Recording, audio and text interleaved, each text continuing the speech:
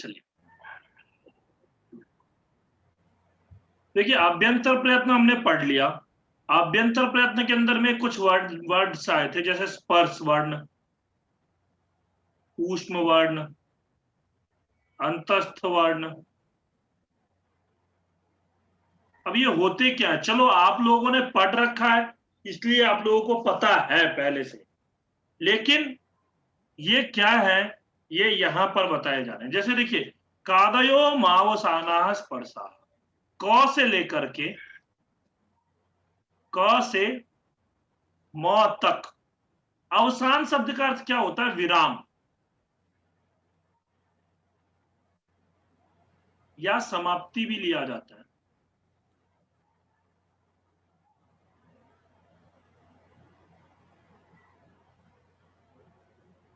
Sir जी voice नहीं आ रही है, आवाज नहीं आ रही क्या मेरी?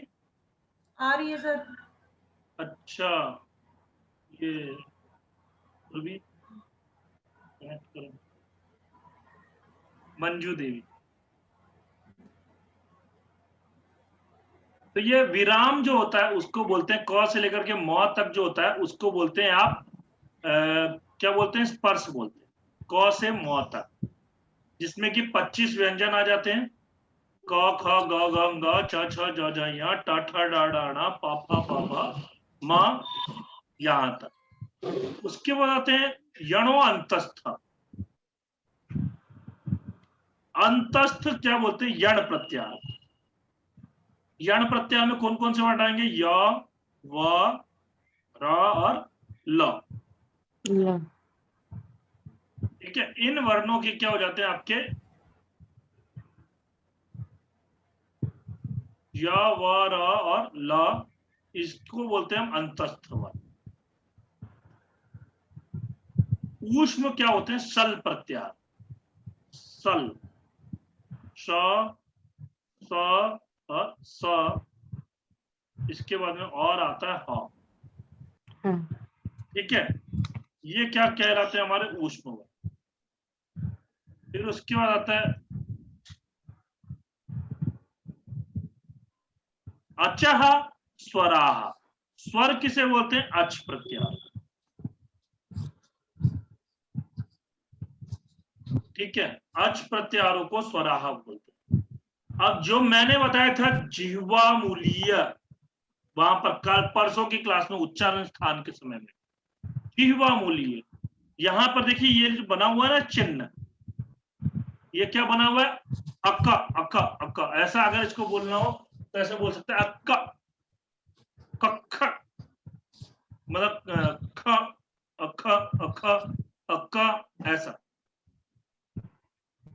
तो अक अख इति कखाभ्याम, क और खभ्याम प्रागर्ध विसर्ग सदृशो, प्राग अर्ध विसर्ग सदृश जीवा मूल्य।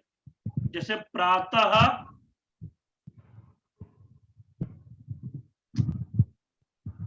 प्रातः कक्षाम गच्छति, प्रातः कक्षाम गच्छति। तो यहां पर जो विसर्ग है वो क्या है आपका? क आगे में परे होने पर ये क्या हो जाएगा? आधा विसर्ग हो जाएगा। प्रातः कक्षाम गच्छति, प्रातः कक्षाम गच्छति। और इसका उच्चारण कैसे होगा? जिह्वा मूलीय से। जिह्वा मूलीय का उच्चारण स्थान क्या होता है? जिह्वा मूल, जिह्वा का जो मूल भाग है वो। ऐसे अप अफ इति पफाभ्याम प्रागर्ध विसर्ग सदृश उपधमानी। ऐसा क्या होता है? प और फ के पर में, जैसे मान लीजिए प्रातः फलति, तो प्रातः फलति, प्रातः फलति वही है। प या फ बाद में हो या क और ख, तो जब क ख हो तो उसे बोलते हैं जिह्वा मूलीय, और प फ हो तो उसे बोलते हैं उपधमानीय, उपधमानीय। अम अह इत्यच परावनुस्वार विसर्गो। अम अह हम लोग प्रयोग करते हैं ना, अम अह। इति अचः, ये जो है अच का पर, अच के पर में मतलब हो, तो क्या यह क्या हो जाएगा? अनुस्वार और विसर्ग इसको बोला जाता है। क्या बोला जाता है? अनुस्वार और विसर्ग। अम हो तो अनुस्वार, अह हो तो विसर्ग, अम अह। ठीक है, इस प्रकार ये हमारा हम लोग पहले कर चुके थे, फिर भी ये जो बताने के लिए आपको कि ये सब चीजें इन्होंने बता रखी है। उसके बाद हम आगे चलते हैं। अभी हमारा अभ्यंतर प्रयत्न हो गया था, अब बाह्य प्रयत्न देखते हैं।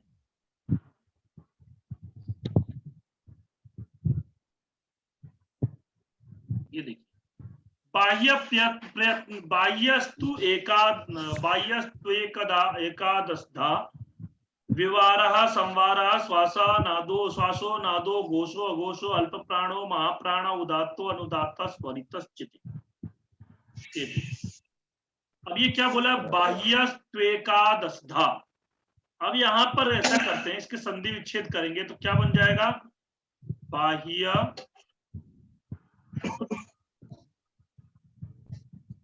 एकादश तु एकादशधा।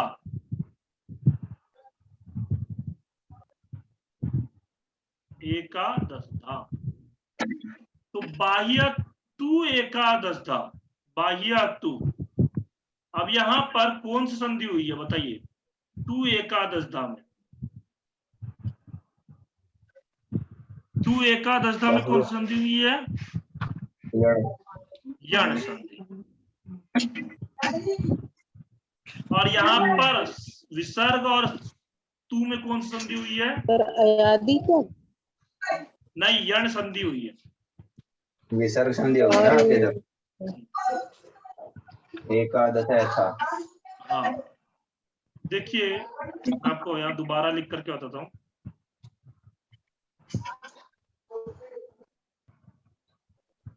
देखिए, बाह्य तू एकादशधा,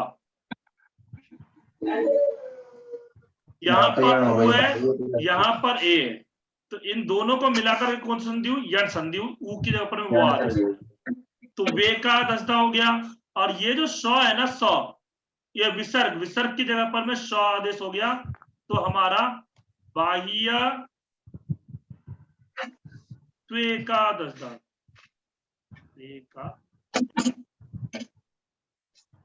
ठीक है, बाह्य तु एकादशधा मतलब 11 प्रकार के होते हैं। और कौन कौन से?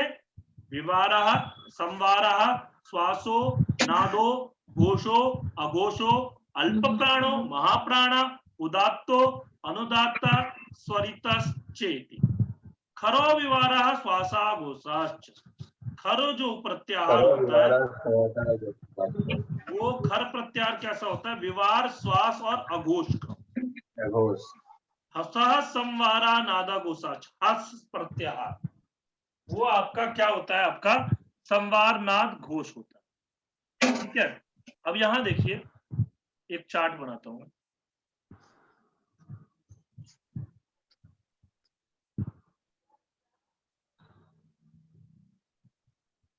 देखिए, विवार,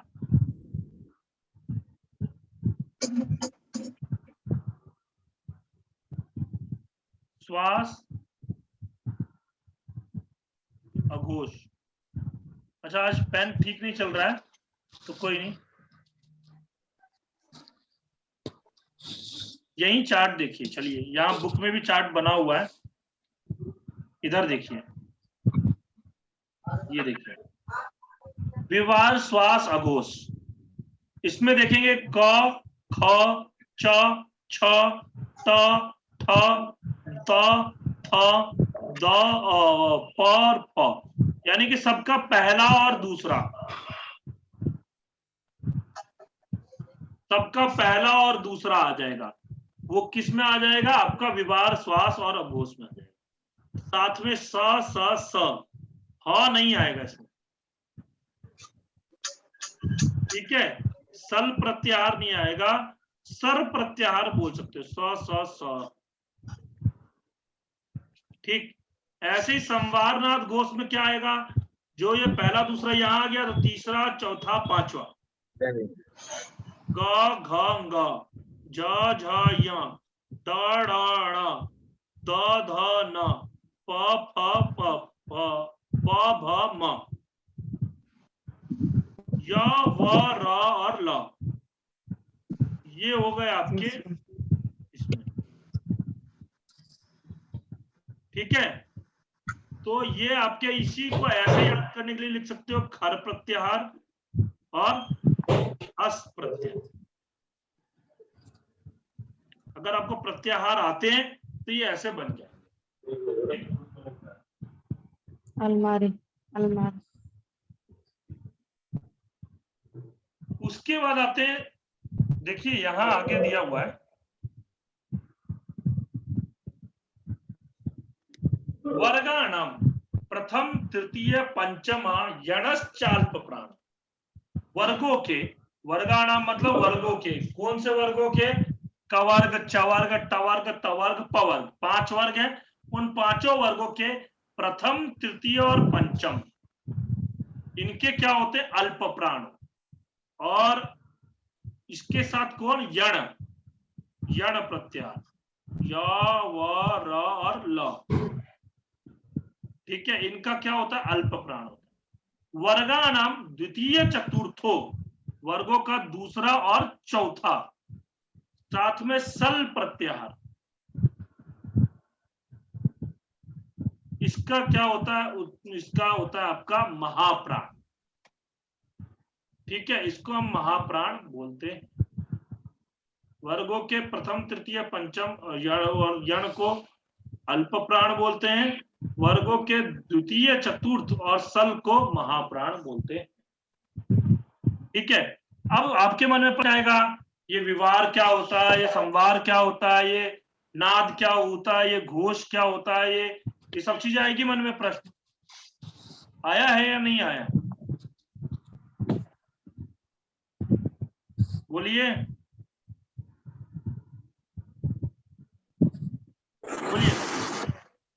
बोलिए। बस सर हम तो यही सोच लेते हैं ये भारे प्रयत्न है, नाम है इनके बस, पर ये तो पता नहीं कि क्या होते हैं ये। बिल्कुल सही है, तो हम इनके बारे में भी देख लेते हैं। विवार होता क्या है, संवार होता क्या है, श्वास होता क्या है, नाद होता क्या है, इनके बारे में भी जान लेते हैं। देखिए इन 11 के 3 वर्ग हैं, विवार, संवार और विवार, संवार, श्वास, नाद, घोष और अघोष। एक वर्ग तो ये हो गया, कैसे किया हमने, विवार, विवार, श्वास और अघोष। देखिए विवार, श्वास और अघोष। ठीक है, ये क्या है, खर प्रत्याहार। उसके बाद आता है संवार, नाद और घोष। ये क्या है हमारा, हस प्रत्याहार। ये आपके देखे जाते हैं। ठीक है, तो ये 6 का तो एक वर्ग हो गया, इन 11 में 3 टीम बांट दी, 6 का तो एक अलग वर्ग। दूसरा वर्ग क्या होता है, अल्प प्राण और महाप्राण।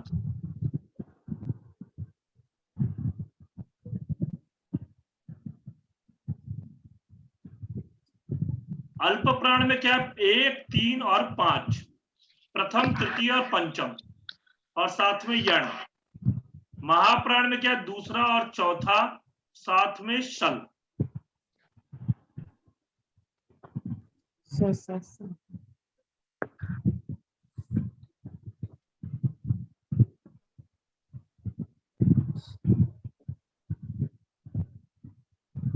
ठीक है, इसका तीसरा जो भाग बनता है वो किसका बनता है आपका, ये दूसरा हो गया। उसके बाद क्या करते हैं हम, तीसरे वर्ग के यत्न स्वरों के, मतलब जो स्वर होता है वो उदात्त, अनुदात्त और स्वरित, ये 3 वर्ग हो गए। उदात्त, अनुदात्त और स्वरित, ये आपके 3 भेद हो गए। ये 3, ये 2, 5 और 6, 11। 11 टोटल बाह्य प्रयत्न होते हैं। अब देखिए यहाँ पर लिखा हुआ है, इस तीसरे वर्ग के यत्न स्वरूप के हैं या पहले ही उदात्त आदि संज्ञाओं के विधायक सूत्रों के द्वारा मालूम है, इसीलिए यहाँ यह नहीं कहा है कि किसके यत्न। शेष दो वर्गों के साथ वर्गों के यत्न व्यंजनों के हैं, उनमें भी प्रत्येक के पुनः दो दो वर्ग हैं, विवार, श्वास और अघोष। यह एक है, संवार, नाद, घोष यह दूसरा है। इसी प्रकार अल्प प्राण और महाप्राण ये भी मतलब व्यंजन के 3 प्रयत्न पहले वर्ग में से एक दूसरे वर्ग में से होंगे। मतलब कैसा है, इसको ये हम कर चुके हैं, पहले एक वर्ग में से होगा फिर दूसरे वर्ग में से होगा, ये सारी बातें जान चुके हैं। अब आते हैं विवार के बारे में। विवार बोलते हैं विवारयति विकासयति मुखम, मुख का खुलना। विवार क्या बोलते हैं? मुख का खुलना। वर्ण के उच्चारण करने के समय मुख के खुलने को हम क्या कहते हैं? विवार कहते हैं। यह यत्न है जिन वर्णों के उच्चारण करते समय मुख जो होता है वो खुलता है, उनका विवार यत्न कहा गया है। जिनके उच्चारण करते समय मुख संकुचित रहता है वो क्या हो जाता है? संवार हो जाता है। मुख का संकुचित होना, संकुचित मतलब बंद होना, यानी कि विकास ना हो, ठीक है, इसको हम क्या बोलते हैं? संवार बोलते हैं। विवार मुख का खुलना और संवार क्या होता है? मुख का बंद होना। ठीक है, समझ में आ रहा है बात? बोलिए। जी सर। आगे चले। अब देखिए श्वास, कुछ वर्णों के उच्चारण में श्वास जो है चलती है, श्वास जो तेज होती है, तो उसे बोलते हैं हम श्वास। कुछ के उच्चारण में घोष।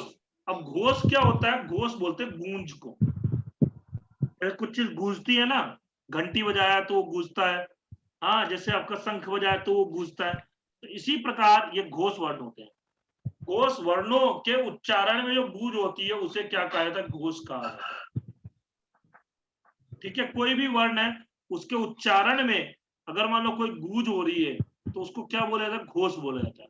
अब घोष वाले वर्ण घोष वर्ण कहे जाते हैं। ठीक है, घोष वाले वर्ण घोष वर्ण कहे जाते हैं। सर जैसे, हाँ हाँ बोलिए। सर एक दो बता दीजिए वर्ण घोष और अघोष वाले। हाँ बताते हैं। आपने अभी वहां पे नहीं देखा? विवार, श्वास, अघोष, वो हो गया खर प्रत्यार। हस प्रत्यार कैसा है? संवार, नाद, घोष होता है। जैसे ख, ख क्या है आपका? ख जो है वो घोष वर्ण है। ठीक है, क्योंकि उसमें क्या हो रहा है? गूंज जैसी आ रही है। क जो है मीठा वर्ण है, मतलब वो अघोष वर्ण है। ठीक है, उससे घोष नहीं होती। आप कभी भी देखो घ जो है वो घ से घोष किया जाता है, लेकिन क से घोष नहीं होता। ख से घोष होता है लेकिन ग से घोष नहीं होगा। ये सब चीजें छोटी छोटी चीजें हैं, पर इसी से अभी आगे चल के मतलब बहुत अच्छे से स्पष्ट हो जाएगा। अभी तो मैं बता रहा हूँ, उदाहरण यहाँ पर कोई नहीं दिया गया। उदाहरण आप लोग खुद भी ले सकते हो। खर प्रत्यार विवार, श्वास और अघोष का है। हस प्रत्यार जो है संवार, नाद, घोष का। घोष वाले वर्ण घोष वर्ण के कहे जाते। अब आते हैं आगे। अघोष वर्ण, क्षम्यताम, अघोष वर्ण उच्चारण में गूंज ना होने से ये अघोष वर्ण होते हैं। उच्चारण करते समय इसकी गूंज नहीं होती। जिन वर्णों के उच्चारण में घोष नहीं होता उन्हें क्या कहा जाता है? अघोष वर्ण कहा जाता है। ठीक है, अल्प प्राण वर्ण के उच्चारण में प्राणवायु के अल्प प्रयोग होने को प्राणवायु कहते हैं। प्राणवायु के अधिक उपयोग को महाप्राण कहते हैं। जहां पर अधिक उपयोग हो जाए प्राणवायु, जो हम लोग सांस लेते हैं ना, ऑक्सीजन जिसे बोल सकते हो, ऐसे प्राणवायु मतलब ऑक्सीजन,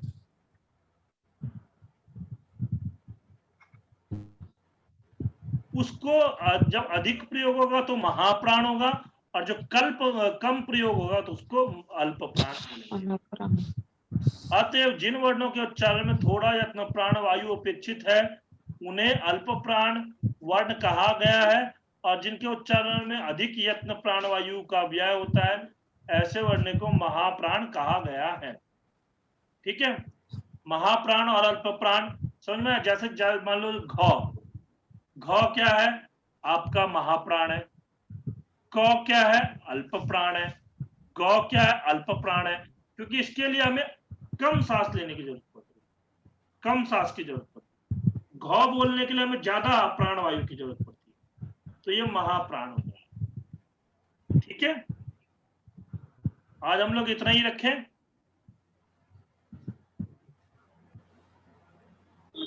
हरिओम।